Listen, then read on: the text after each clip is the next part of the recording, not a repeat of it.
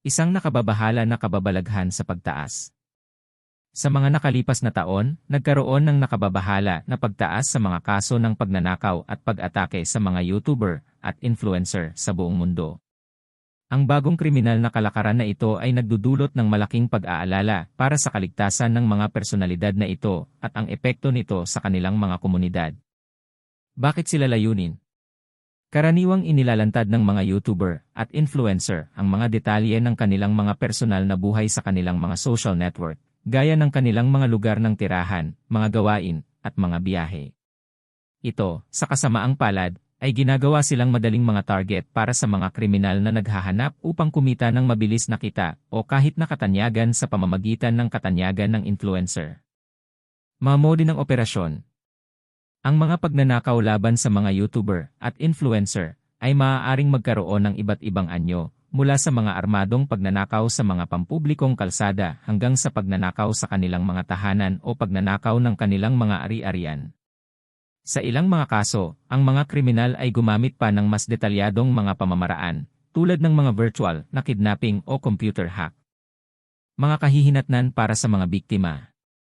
Higit pa sa mga pagkalugi sa material, ang mga pagnanakaw mula sa mga YouTuber at influencer ay maaaring magkaroon ng malaking psikolohikal na epekto sa mga biktima. Ang takot, pagkabalisa, at pakiramdam ng kahinaan ay maaaring makaapekto sa iyong kalusugang pangkaisipan at pangkalahatang kagalingan. Epekto sa komunidad. Ang mga krimeng ito ay nagdudulot din ng negatibong epekto sa komunidad ng mga taga-subaybay ng mga YouTuber at influencer. Ang mga pakiramdam ng kawalan ng kapanatagan at kawalan ng tiwala ay maaaring makaapekto sa iyong kasiyahan sa nilalaman at pakikipag-ugnayan sa mga personalidad na ito. Mga aksyon upang maiwasan. Mahalagang gumawa ng mga hakbang ang mga YouTuber at influencer para protektahan ang kanilang kaligtasan, gaya ng iwasang maglantad ng sensitibong personal na impormasyon sa iyong mga social network. Gumawa ng mga hakbang sa seguridad sa iyong mga tahanan. Magkaroon ng kamalayan sa iyong kapaligiran at iwasan ang mga mapanganib na sitwasyon. Iulat ang anumang gawaing kriminal sa mga otoridad.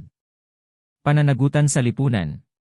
Mahalagang malaman ng lipunan sa pangkalahatan ang problemang ito at iwasang mag-ambag sa pambibiktima ng mga YouTuber at influencer.